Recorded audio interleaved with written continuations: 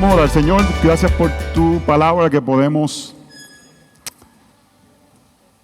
venir a ella y tocar temas de importancia. Te pedimos que nos ayudes a cultivar la pureza de tu iglesia para tu gloria, en el nombre de Jesús. Amén.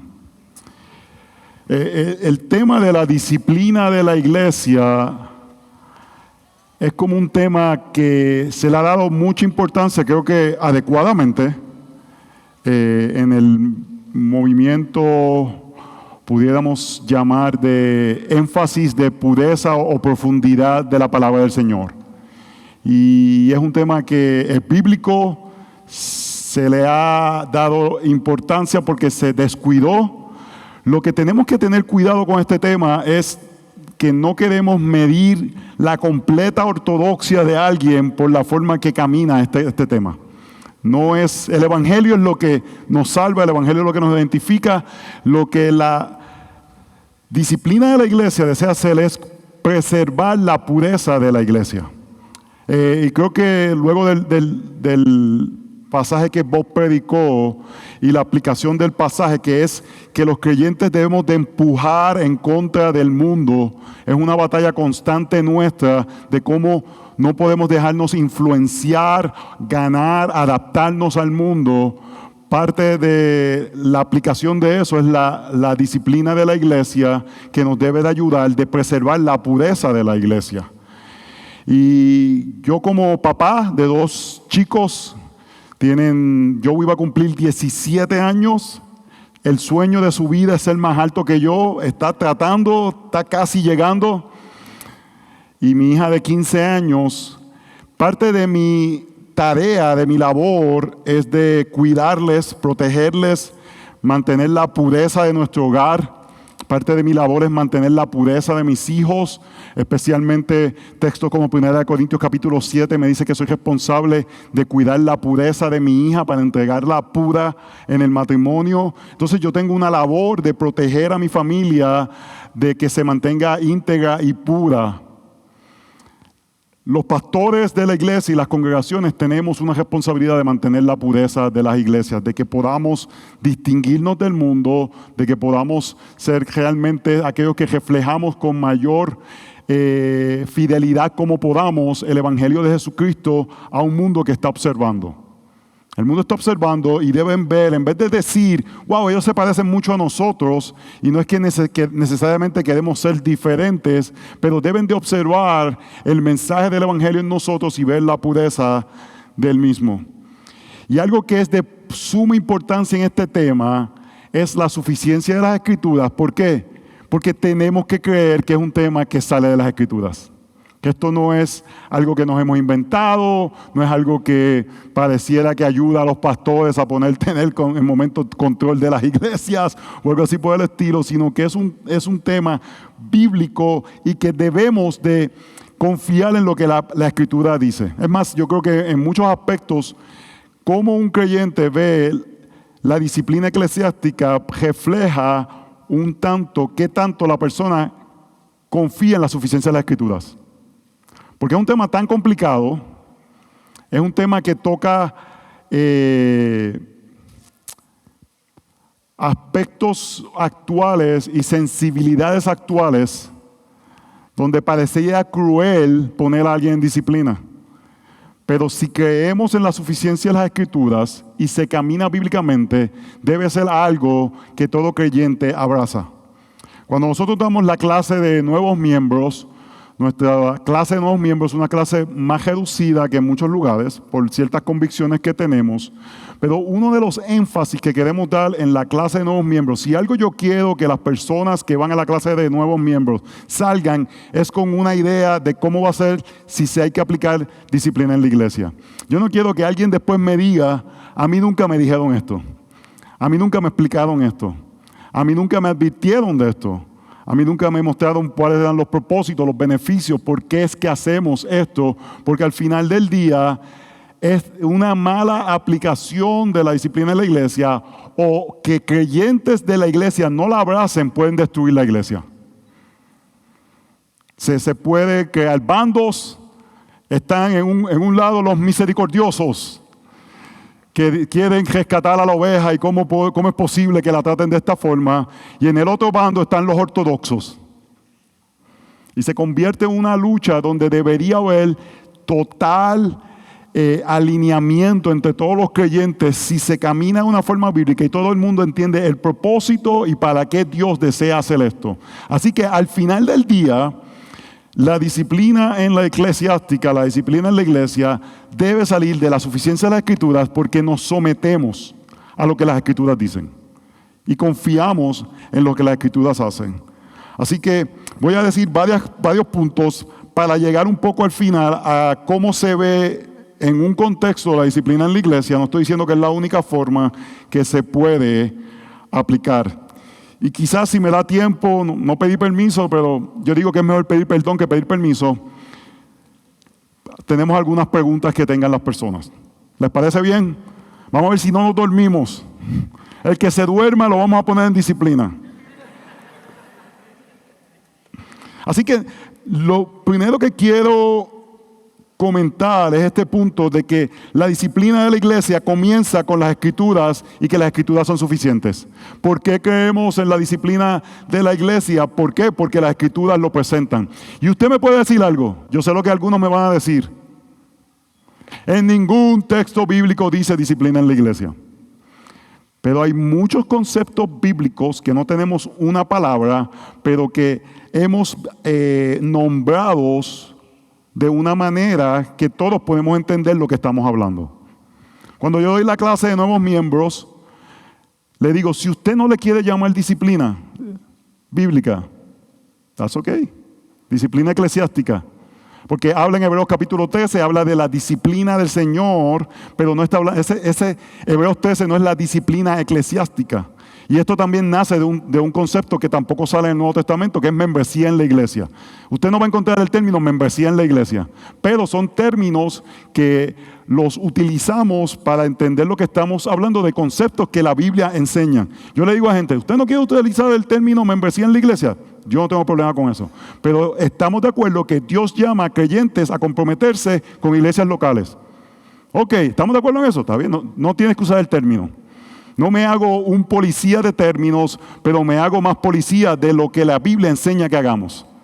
Y la disciplina de la iglesia o la disciplina eclesiástica es otro, que tenemos el término disciplina de Dios como un término donde Dios amorosamente está ajustando nuestras vidas, pero la iglesia ha tenido este término de disciplina eclesiástica, que es este proceso donde personas son apuntadas como que están viviendo como gentiles y ya no pueden tener comunión con los creyentes. Y esto, hermanos, tiene que comenzar, no puede comenzar en otro lugar que en la suficiencia de las Escrituras. Tenemos que creer que las Escrituras enseñan este proceso donde personas que están pecando de manera escandalosa, que trae vergüenza a la iglesia y afirman que son cristianos. Esa es la combinación. Estoy pecando, no me arrepiento, pero yo soy cristiano. Los apuntamos como gentiles y eso tiene ciertas consecuencias en la comunión con los hermanos que vamos a ver más adelante. Tiene que comenzar la suficiencia de las Escrituras, hermanos. Tenemos que creer que sale de aquí. Y parte de lo que vamos a hacer hoy es ver que sale de aquí. Y algo que debemos de ver es que esto sale de la realidad de que quien gobierna y reina la iglesia es nuestro Señor Jesucristo. Tenemos que creer eso, hermanos. La iglesia local, los santos de Gracia Soberana de Gettysburg, yo soy el pastor debajo del pastor. En 1 de Pedro dice, cuando el príncipe de los pastores pudiera ser traducido cuando the chief shepherd, es como que el pastor mayor, el pastor de los pastores, en lugar del príncipe de los pastores. Así que todo pastor está bajo la autoridad del príncipe de los pastores. Y ahora mismo estoy predicando Apocalipsis, y esa imagen que sale en el capítulo 1 de Jesús que está entre los candelabros. Y la imagen de eso es que Jesús está en medio de la iglesia, está con nosotros. Los 7 candelabros significaban las 7 iglesias de Asia Menor, y Jesús estaba en medio de ellas porque Él es el que está gobernando sobre la iglesia. Así que parte de lo que creemos es, todo lo que hacemos, lo hacemos en sometimiento a quien realmente gobierna la iglesia, nuestro Señor Jesucristo. y por ende nos sometemos y hacemos cosas, hermanos, que en momentos yo hay domingo. La gente, déjame ver cómo digo esto. Yo creo que mucha gente piensa que yo soy así como que valiente, digo las cosas. Hermano, a mí me da cosas a veces cuando digo, me siento como que, uy, me van a juzgar. Cuando digo nuestra iglesia solamente hay pastores hombres. Cosas contraculturales. Cuando voy a hablar en la clase de nuevos miembros, nosotros hacemos disciplina eclesiástica. Pero yo no digo las cosas por lo que yo soy, es por lo que estoy sometido a un pastor de los pastores, que nos demanda hacer ciertas cosas y a quien voy a rendir cuenta el día del juicio final. Y entonces debemos de comenzar este tema de la disciplina eclesiástica. Bueno, tengo un problema ahora mismo. Se me está bajando el pelo y me están molestando los amigos ticos de que me paso tocando el pelo. Así que oren por mí, pero es que tengo un buen problema. Tengo el problema de que tengo mucho pelo. Los que me molestan son los que no tienen pelo.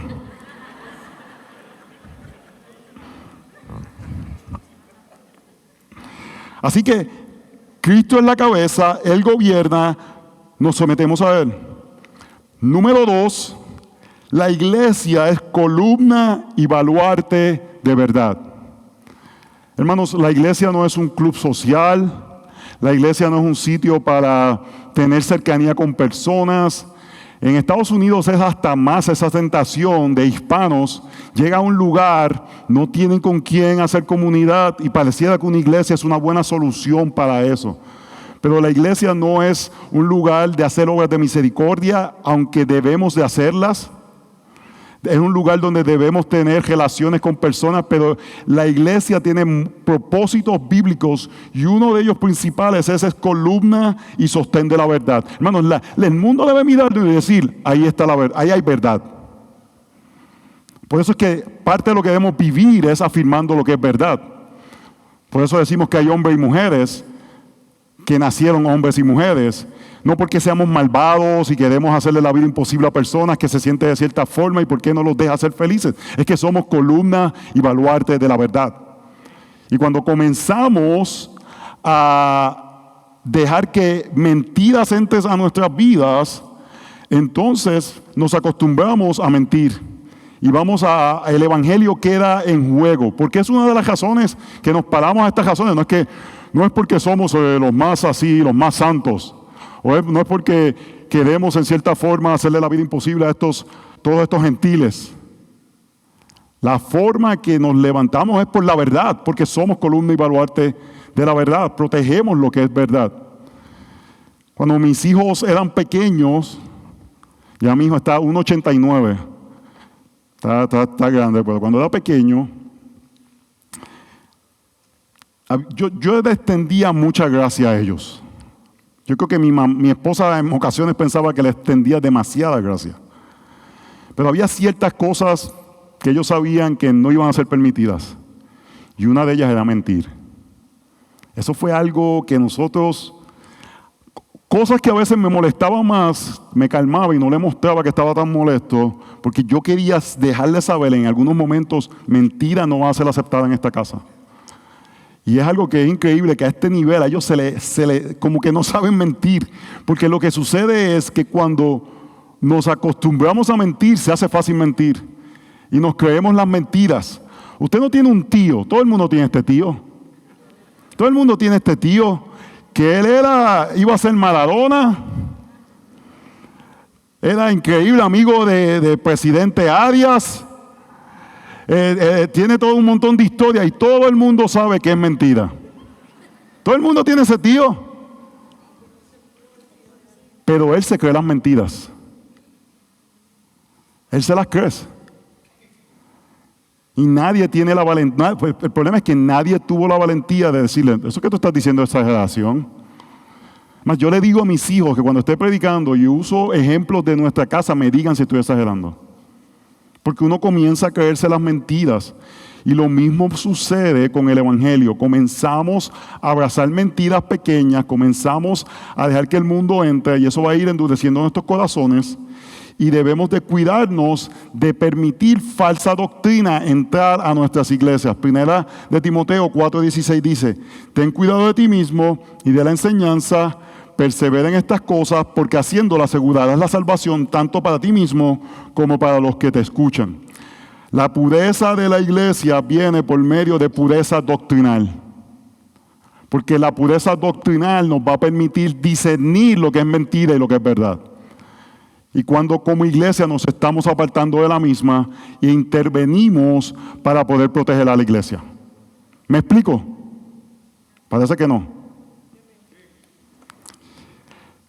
Y parte de este sentido de columna y baluarte de la verdad es que Dios da diferentes papeles dentro de la iglesia. La congregación tiene un papel, pero también hay algo que ahora como que decir que los pastores tienen autoridad, no, muchachos, eso es como el pecado, no sé en Costa Rica, pero en muchos lugares, porque como ha habido personas que han abusado de la autoridad pastoral de una forma que no es bíblica, para ganancia propia, para favores. Yo quisiera tener a alguien que me cargue el maletín y me pase así. Todo el mundo quiere tener un escudero, ¿verdad? Todo el mundo quiere tener este tipo de relación, pero porque personas abusen, parece que aquí hay uno con escudero que lo están señalando. Porque personas abusen de relaciones para tomar ventajas de ellos mismos. Y Primera de Pedro capítulo 5 nos dice claramente que pastores no deben hacerlo por ganancia deshonesta, no deben hacerlo forzadamente, no deben hacerlo para su beneficio propio, porque nos vamos a rendir cuenta al Señor. Pero porque personas abusen de la autoridad no quiere decir que la Biblia claramente enseña que los pastores tienen autoridad. Y es verdad que la autoridad sale de la palabra, pero la autoridad pastoral es correcta, es verdad. Y en Hebreos capítulo 13 nos habla de esta autoridad pastoral. ¿Y por qué traigo esto? Porque pienso que dentro de la disciplina de la iglesia la autoridad pastoral es de mucha importancia. En Hebreos 13:7 dice: acuérdense de sus guías que les hablaron la palabra de Dios y consideren el resultado de su conducta, imiten su fe. Es interesante porque le está diciendo a ellos en este capítulo que va a hablar de la autoridad pastoral, acuérdense de ellos y consideren el resultado de su conducta. Hay una evaluación que ustedes deben hacer de sus líderes. Y ustedes dicen, acuérdense de ellos, evalúen sus vidas, imiten su fe. Entonces, hay un proceso, no es una autoridad que se regala, sino que es sometida a la palabra del Señor, donde pastores no son perfectos, pero sus vidas deben reflejar el Evangelio. Y por ende podemos ver personas piadosas que deseamos someternos a ellos, pero después en el verso 17, yo creo que esto lo escribió Pablo. Yo sé que hay personas que piensan que otras personas, que fue escrito por otra persona. Yo creo que fue escrito por Pablo. Pues lo más seguro estoy mal. Pero mira lo que dice el verso 17: obedezcan a sus pastores y sujétense a ellos. Y este es uno de las partes del lenguaje que yo pienso, porque es interesante. Pablo en Efesios dice: obedezcan a sus padres, sujétense las esposas a sus esposos. Y aquí usa los dos términos para la autoridad pastoral. Él no quiere dejar ninguna duda de la autoridad pastoral dentro del medio eclesiástico. Yo como pastor no me puedo meter en la autoridad de un padre en su hogar. Eso es un círculo de autoridad donde hay convergencia, pero hay cosas que le toca al papá. Pero dentro de la autoridad pastoral eclesiástica, el pastor tiene autoridad siempre y cuando esa autoridad esté sometida a la palabra del Señor. Pero parte de esa autoridad es aplicar principios bíblicos dentro de la cultura. Pablo le dice a las damas: vístanse modestamente. Y da específicamente instrucciones de lo que era vestirse inmodesto dentro de una cultura de Corinto. Pero ahora tenemos temor de que nos llamen legalistas. Déjeme decirle, yo digo esto a nuestra iglesia local: si usted enseña su busto, si eso se ve algo ahí, eso es pecaminoso. No hay razón para que se vea algo por ahí. No hay ningún motivo dentro de lo que es la cultura local. Y lo que digo es que hay dos, en esto no hay fluido. O el pastor está pecaminosamente aplicando la palabra del Señor, o la iglesia se está resistiendo a lo que Dios está trayendo a su iglesia. No hay un punto medio en eso. Y si el pastor está aplicando inadecuadamente la palabra del Señor, la iglesia tiene mecanismos en 1 Timoteo capítulo 5 para traer ajuste a eso. Pero mientras sea dentro de lo que la palabra del Señor enseña, la respuesta de la iglesia debe ser seguir el liderazgo de la autoridad pastoral, y parte de eso es la aplicación de la disciplina en la iglesia. Como que hay un silencio sepulcral ahora mismo. No está bien, no, pero yo creo que es un buen silencio, porque creo que están pensando. Porque nos han tratado de ajustar los abusos de la autoridad pastoral de una manera que no creo que es bíblica, donde ahora mismo ningún pastor puede apuntar hacia pecados, porque eso es legalista. Y pecados claves, casos, dentro de la cultura. Porque el punto número 3 que quiero traer es que la sana doctrina incluye la conducta del creyente. En 1 de Timoteo capítulo 1 dice: reconozcamos esto, que la ley no ha sido instituida para el justo, sino para los transgresores y rebeldes, para los impíos y pecadores, para los irreverentes y profanos, para los que matan a sus padres o a sus madres, para los asesinos, para los inmorales, homosexuales, secuestradores, mentirosos, los que juran falso, y para cualquier otra cosa que es contraria a la sana doctrina, según el glorioso evangelio del Dios bendito que me ha sido encomendado. Yo quiero que vean lo que el texto está diciendo. Él menciona esta lista de pecados que están muy relacionados con los 10 mandamientos, y dice cualquier otra cosa que es contraria a la sana doctrina. Está diciendo nuestra conducta puede ser contraria a la sana doctrina. Así que parte de cómo vemos nuestra doctrina como iglesia no es que muchos sabemos de lo que escribió John Piper, o que muchos sabemos de lo que escribió MacArthur, o si nos hemos leído a Bavinck, o si nos hemos leído a Calvino. No es eso solamente, sino que es cómo aplicamos ese conocimiento en nuestra vida. Y dice que la sana doctrina, ven lo que está diciendo, conductas contrarias a la sana doctrina, y la sana doctrina es según el glorioso evangelio. Así que nuestra conducta debe ser alineada con el evangelio. Y esto quiere decir que parte del llamado es no solamente de anunciar herejías por palabras, pero herejías por conducta. ¿Me explico con eso? Parte de poder preservar la pureza de la iglesia es si palabras son contrarias al evangelio, pero también si conducta es contraria al evangelio. Y habiendo dicho esto, quiero ir al punto número 4, que es llegar a lo que es la disciplina. La disciplina es un medio de preservar la pureza de la iglesia. Hermanos, algo que yo siempre quiero dejar claro: la disciplina eclesiástica nunca es punitiva, nunca es un castigo. Desde mi perspectiva, si una persona puede pecar de una forma significativa, y en el primer paso se arrepiente, se arrepintió. Hay fruto de arrepentimiento, se acabó. No tiene que pagar ningún precio. Cristo ya pagó el precio de ese pecado en la cruz del Calvario. Y eso es algo que tenemos que tener completamente claro. No es un castigo, no es un castigo, no es un castigo. Es una misión de rescate. Y es una misión de protección de pureza. Hay dos propósitos. El propósito de rescatar a la persona, no es castigarla. Y el propósito de mantener la pureza del evangelio.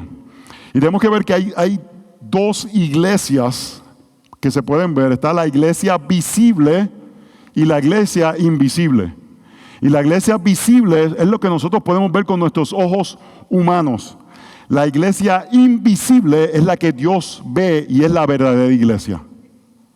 Lo que queremos es que cada iglesia local sea lo más posible cercana a la iglesia invisible. Eso es lo que deseamos.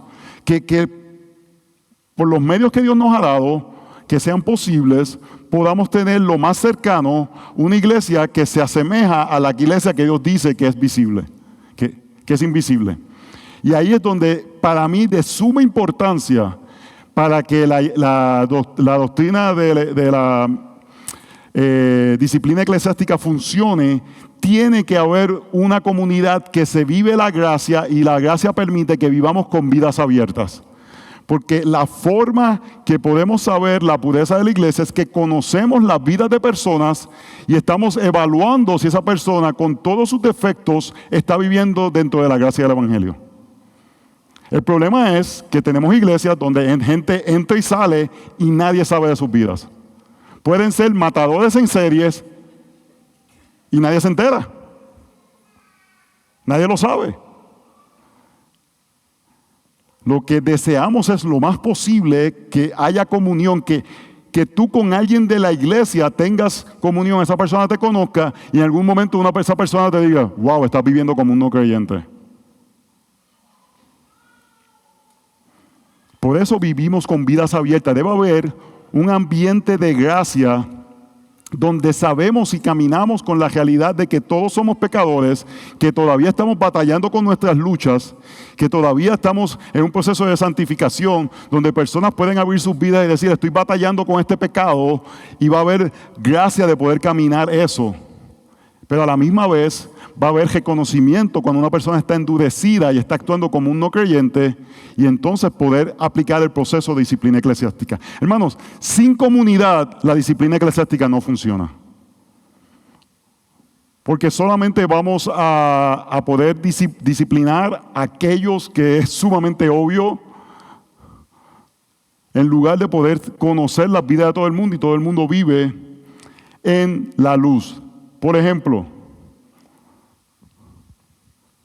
quizás hay esposos que son personas que humillan a sus esposas de forma abusiva y extensa. No estoy hablando de un esposo que es un poco difícil.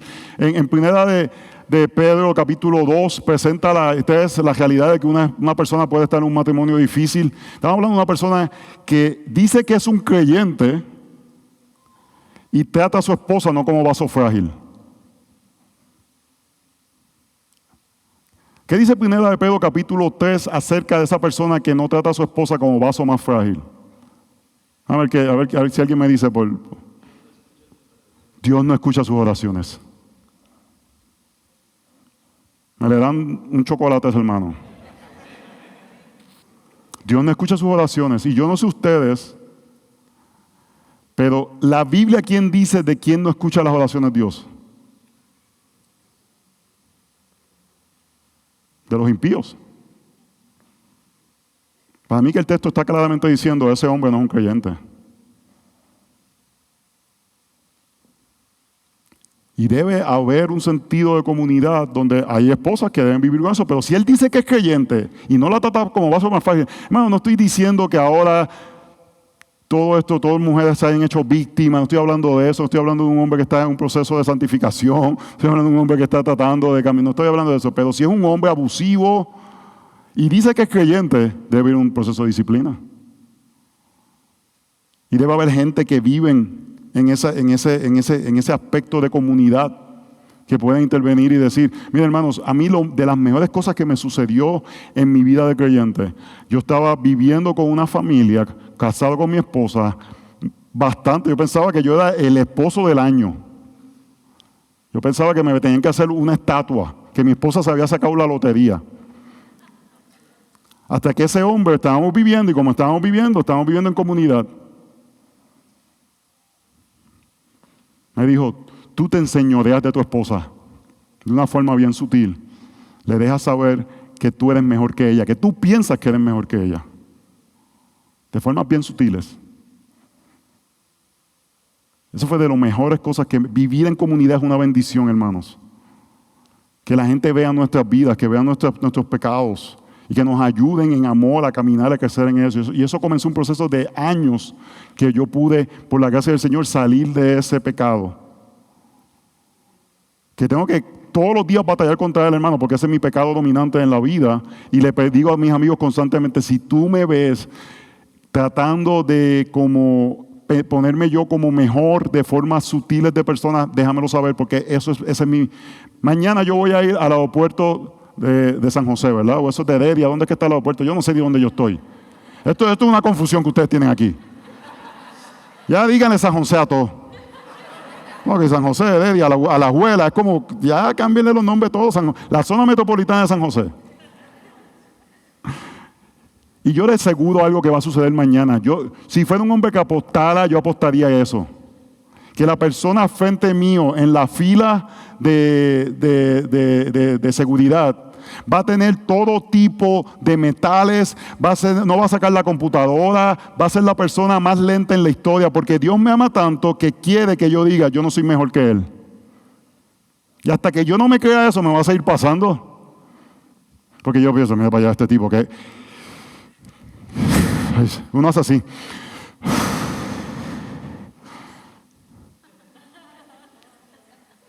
¿Qué yo estoy diciendo? Yo soy mejor que Él. Yo nunca he hecho en la historia de mi vida que alguien pase trabajo o tiempo por mi culpa.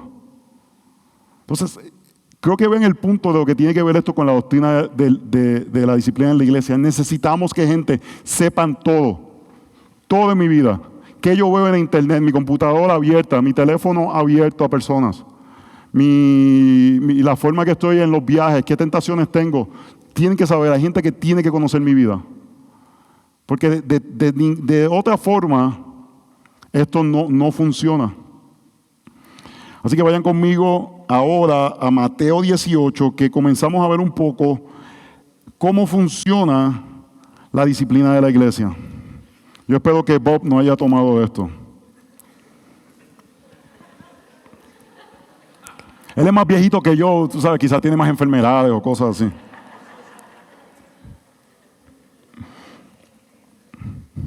¡Qué pecadillo! Así que dicen ustedes, ¿qué pecado? Yo sé hablar tico. Entonces vamos a ver dos textos que son los textos principales que, basados en la suficiencia de las Escrituras, no le digan a vos que me toca el pelo, basado en la suficiencia de las Escrituras, nos enseñan cómo caminamos esto. Si tu hermano peca, y esa palabra peca ahí, hermanos, es un pecado visible. No estamos hablando de que, es que yo creo que él es orgulloso. Míralo cómo camina, como un pavo real.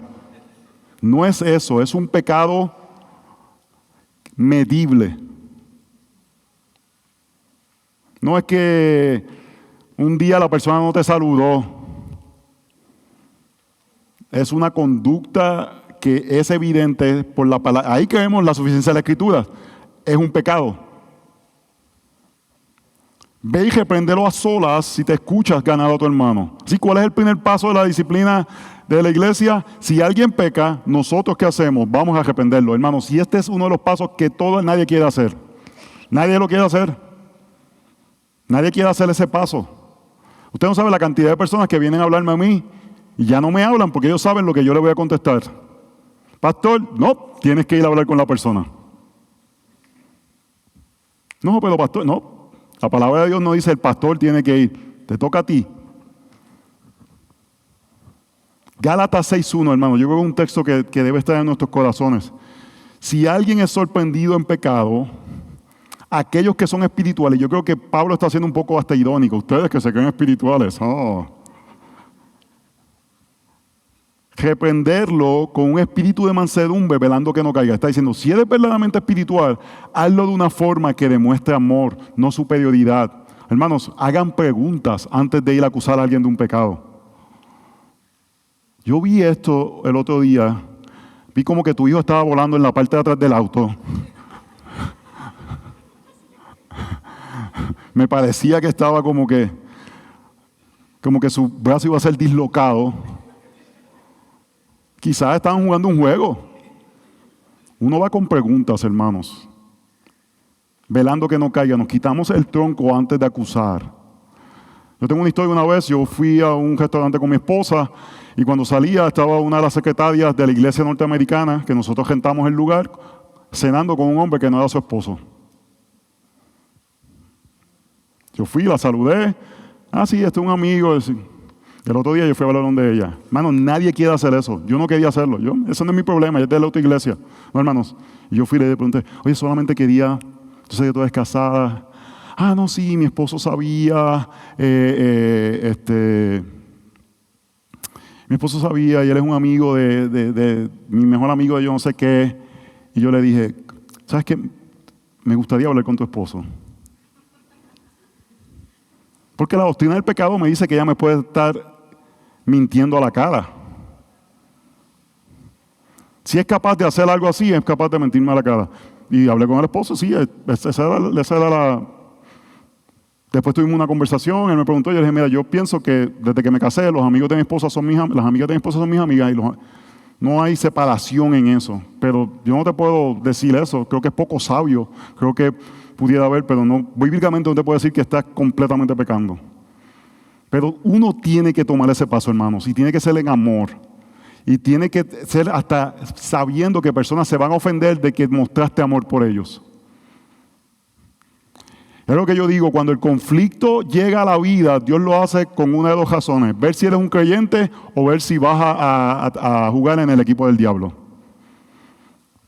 Porque debemos de responder de formas piadosas cuando estas situaciones llegan a la vida de nosotros. Cuando alguien viene a traerte una observación, a traerte algo de un pecado, que aunque no tenga que ver nada contigo, nos ayuda a decir, mira, yo he pecado de formas peores que esa. Gracias por amarme. Eso que me dijiste, sé lo difícil que es hacer lo que acabas de hacer. Gracias por amarme. Gracias por mostrar interés por mi vida espiritual. Yo quiero amigos que yo le digo, yo espero que ustedes se metan en el medio entre el infierno y yo. Yo espero que ustedes me amen lo suficiente de que yo le digo eso a mis hijos. Si ustedes se van para el infierno, se van a ir por encima de mí, me van a tener que pasar por encima con un bulldozer porque yo me voy a meter en el medio. Y si ustedes se molestan conmigo, no me importa porque los amo tanto que no los quiero ir viéndose al infierno. Así que me voy a meter en medio de ustedes. Algo que tenemos que ver. Nosotros como padres somos llamados a ejercer disciplina eclesiástica contra nuestros hijos. En el Antiguo Testamento, ¿qué hacía con un hijo rebelde un padre? Apedrearlo. Lo llevaba, imagínense eso, un padre lo llevaba a apedrear. Si un hijo mío está actuando como no creyente y dice que es creyente, yo tengo que llevarlo a la congregación. Pero preferimos decir, no, él está en una etapa. Él está en una etapa.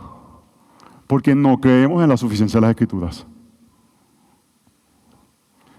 Dice el texto que si toman la Santa Cena de forma indebida, están tomando juicio. Yo no quiero que ellos tomen juicio. Pero si no lo escucha, lleva contigo a uno o dos más para que por toda palabra sea confirmada por boca de 2 o 3 testigos. ¿Qué quiere decir eso, hermanos? Si la persona dice, mira, yo no pegué de esta forma, tú dices, 2 o 3 testigos. Si no hay 2 o 3 testigos, lo dejas pasar, hermanos. Si Dios quiere bregar con un pecado de alguien, lo va a hacer evidente. Tú no te tienes que convertir en un investigador especial del pecado de esa persona. Si Dios quiere que tú seas el instrumento, lo va a hacer claro para ti. Yo hace poco estuve bregando con una situación que yo decía, pero ¿por qué? Donde quiera que me metía, salía el pecado de la persona. Y yo tenía que ir otra vez donde la persona. Y iba a un sitio y decía, pero no quiero verlo, no me quiero. Y Dios quería que yo fuera el instrumento para ayudar a la persona. Y fue difícil, en momentos se me resistió.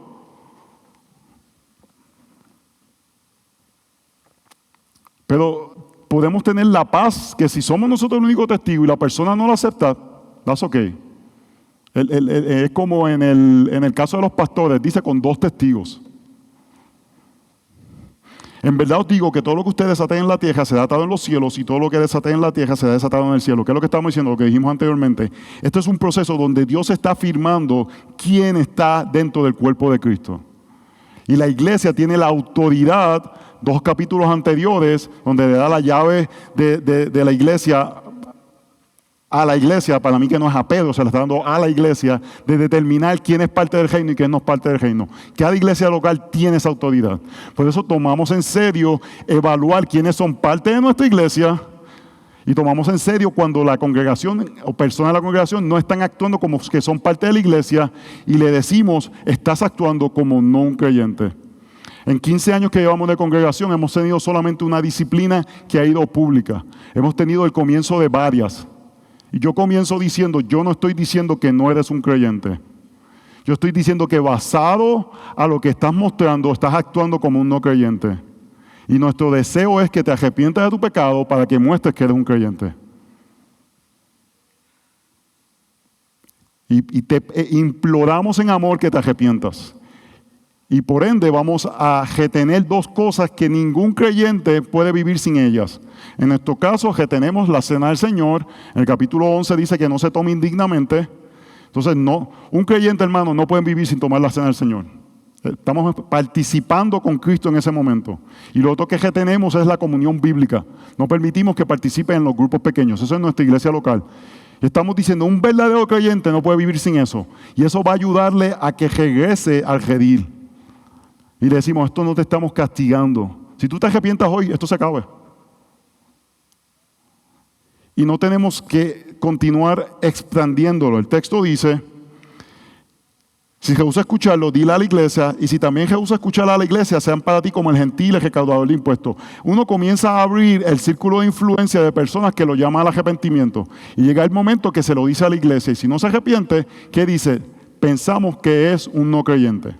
Vayan conmigo a 1 Corintios capítulo 5.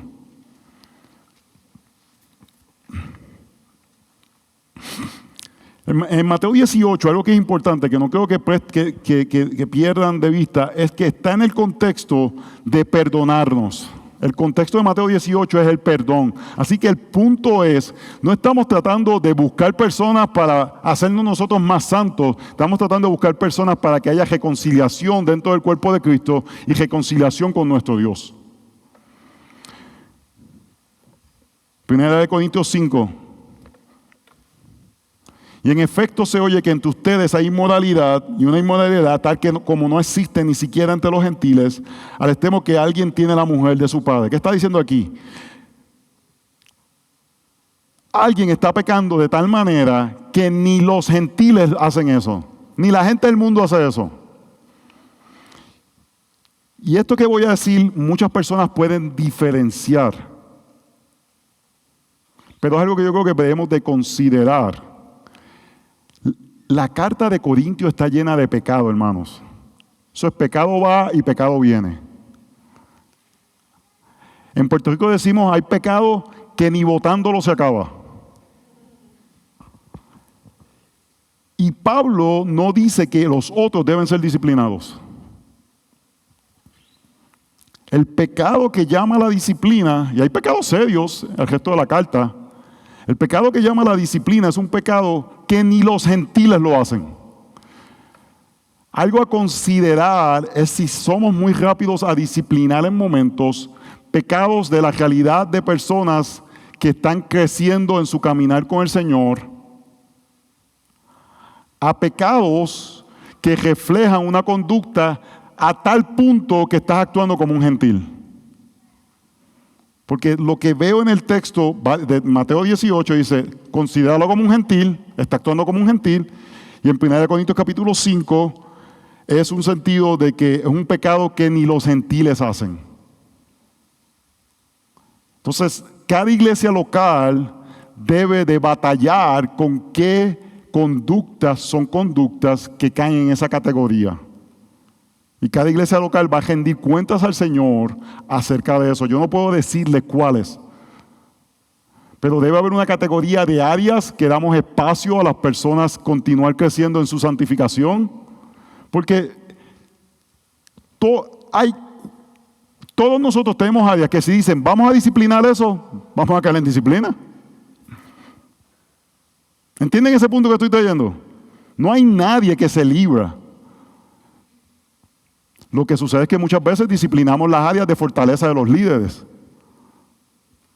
Pero si decimos, nuevamente, impaciencia en una fila de aeropuerto, no sabemos si es Alajuela, San José o lo que es, pero impaciencia en una fila de aeropuerto, me van a disciplinar a mí. Y no es que pero estoy así.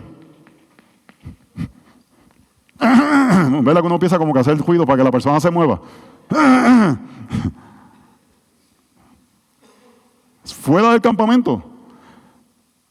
Entonces, el punto que estoy diciendo y lo que tiene que batallar cada iglesia local es qué conductas son aquellas que ni los creyentes participan en ellas. Y cuando claramente esas conductas se reflejan y la persona dice, yep, yo soy creyente, entonces traemos la disciplina del Señor. Un buen ejemplo es alguien que dice, ya yo no amo a mi esposa, ahora amo a esta otra, pero yo soy creyente, yo amo al Señor, lo que pasa es que ya no amo a esta. Esto es un modelo ya para desechar. La que amo es a esta. Es una conducta claramente disciplinable. Cuando insiste en actuar como un creyente. Verso 2, si ustedes se han vuelto arrogantes en lugar de haberse entristecido para que el que de ustedes ha cometido esta acción fuera expulsado de medio de nosotros. Lo que está diciendo es, hermanos, no debemos en medio de pecado así permitirlo en la iglesia. Parte por eso es que no queremos gente que son como que escondidos en la iglesia, como que llegan y no se reportan a nadie, como que están ahí, toman la cena del Señor, pero nadie los conoce. Queremos crear una comunidad donde cada persona puede ser parte y rendir cuenta de cómo estamos viendo. Algo que yo le estoy enseñando a mis hijos es, hagan amistades con adultos, hagan amistades con niños de la iglesia, porque si son amigos más que con de su edad, es fácil no rendir cuenta. Pero yo digo a mis hijos, ustedes tienen amiguitos ellos tienen 17 y 16 años, amiguitos de 10 añitos. Cuando ustedes tengan 18 años, lo van a pensar antes de pecar, porque esos niños los admiran a ustedes. Porque viven dentro de rendir cuentas en la comunidad. Así que nosotros ponemos oportunidades para que ellos compartan con niños más pequeños. Invitamos familias a nuestras casas con niños pequeños para que ellos compartan y puedan tener ese sentido de comunidad que van a rendir cuentas, son nenitos. Pero si vemos pecado de esa forma, debemos de expulsarlo de la iglesia. Verso 3, pues yo por mi parte, aunque ausente del cuerpo, pero presente de espíritu, como si estuviera presente, ya juzgado al que cometió tal acción. En el nombre del Señor Jesús, cuando estén reunidos, yo con ustedes en espíritu, con el poder de nuestro Señor, entreguen a este tal a Satanás. No parece muy empático, Pablo, ¿verdad? Entréguenlo a Satanás, pero tenemos que tener cuidado de que no, lo vamos a entregar a Satanás. No. No es eso, hermano. Dice que nos debemos entristecer. No debe ser algo, porque a veces yo veo gente que vienen a donde mí a jactarse de que disciplina gente en la iglesia. Bueno, en nuestra iglesia hemos hecho 2 disciplinas en este último año. Yo digo, bendito Dios que hay personas que no se han arrepentido. No es algo de jactarse. Eso no es lo que nos hace más puros que otros cristianos. Es una misión de rescate a otras personas. Dice, entrégalo para la destrucción de su carne a fin de que su espíritu sea salvo en el día del Señor. Lo que está diciendo es casi como el hijo pródigo. Que peque de tal forma que eso haga que se arrepiente. Que eso haga que su alma, si le pertenece al Señor, reaccione al pecado. Mejor que pierda su carne a que pierda su vida. En vez de decirle, no, quédate aquí con nosotros, tú eres cristiano, le estamos diciendo, entrégate a tus pasiones para ver si en verdad eres creyente o no. Porque si eres creyente no vas a poder vivir de esa forma, no vas a poder ser feliz de esa forma. No vas a poder estar tranquilo en tu alma. Verso 6, la jactancia de ustedes no es buena. ¿No saben que un poco de levadura fermenta toda la masa? Limpien la levadura vieja para que sea masa nueva, así como lo son en realidad sin levadura, porque aun Cristo, nuestra Pascua, ha sido sacrificado. Y el punto es ese, Dios desea que la iglesia sea pura. Son 2 propósitos. El propósito de velar y cuidar del alma de esa persona y el propósito de mantener la pureza de la iglesia. Nosotros hace 6 años, esto dice que acabé.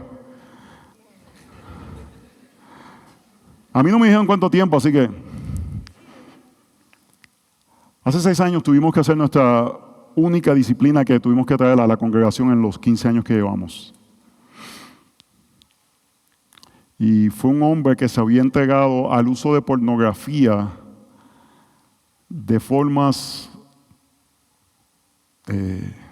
difíciles de explicar.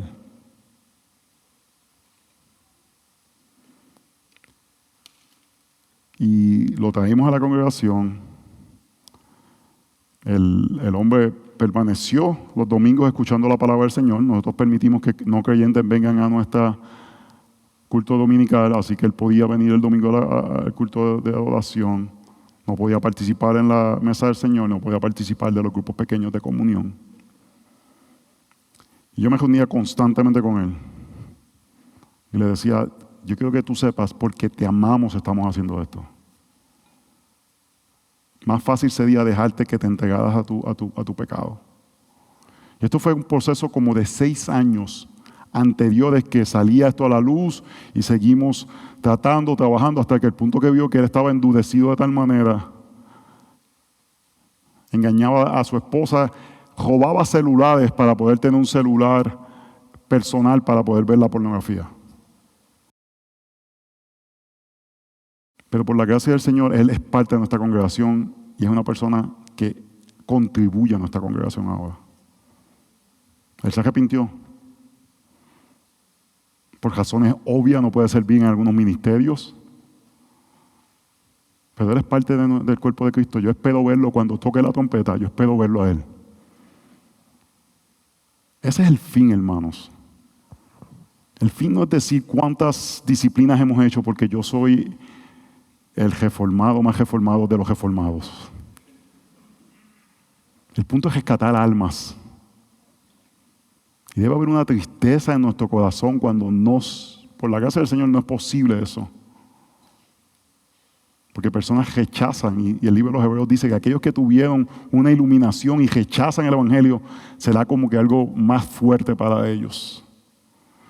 Así que, hermanos, necesitamos creer la doctrina de la suficiencia de las Escrituras y entonces decir, cuando vamos a tomar estos pasos sin prisa, a veces o queremos asegurarnos que lo que estamos haciendo es el próximo paso y que estamos extendiendo la gracia adecuada, pero también siendo lo suficientemente firmes de que estamos siguiendo lo que nuestra conciencia nos dicta, informado por la palabra del Señor, para el rescate de ese hermano o hermana y la pureza de la iglesia. Porque le creemos al Señor que reveló sus Escrituras. Mi llamado final es que revisemos nuestro corazón si nuestra motivación sean las incorrectas. Por un lado, el temor a disciplinar, porque no queremos ser vistos como aquellos que son intolerantes. No queremos ser vistos como aquellos que han sido abusivos. No queremos que después en algún periódico diga, yo salí de esa iglesia abusiva donde no afirmaron mi amor por otra persona y me hicieron sufrir, y no queremos que pongan eso de nosotros. Y quizás eso nos restringe de hacer lo que Dios nos llama. Pero por otro lado, puede haber un overzealous, como un celo demasiado de no entender gracia y paciencia y misericordia en momentos, hermanos. Que el Señor nos ayude a tener sabiduría y a confiar en sus procesos para extender la gracia necesaria y la firmeza que apunta a la gloria de nuestro Señor, para la protección de la iglesia y el rescate de hermanos. Señor, oramos que esta importante doctrina sea guiada por tu palabra. Y si hay personas en medio nuestro que están caminando esto en sus iglesias, que tú les des la gracia, les des el discernimiento, la sabiduría de poder extender gracia, misericordias, firmeza, para que tu cuerpo sea edificado, haya gracia extendida, pero también protección para tu iglesia. En el nombre de Jesús oramos. Amén, amén. Quiero terminar con esto. Yo le digo a mi esposa que cuando yo muera, yo quiero que dejemos una estela de gracia. ¿Conoce el término estela? Es como lo que deja un bote. Ustedes dicen, este puertorriqueño se cree. Ellos son los que no saben hablar español. Nosotros sabemos lo que es estela. Pero yo quiero dejar una estela de gracia. Que la gente diga, lo obligamos a hacer cosas. Lo forzamos. Pero Él trató lo más posible de extender gracia, misericordia, amor, paciencia. Él absorbió pecados que se cometieron contra él y no fue rápido para ofenderse. Hermanos, eso solamente debe haber una cultura tal del Evangelio que la motivación para una disciplina no debe ser yo estoy ofendido. La motivación debe ser la gloria de nuestro Dios y el rescate de otras personas. Que Dios nos ayude a poder dejar una estela de gracia. No perfectamente, hermanos. Y no estoy hablando de misericordia barata, pero sí de poder dar las máximas posibilidades posibles que podamos de que las personas se arrepientan. Para la gloria de Dios y edificación de su iglesia. Dios les bendiga.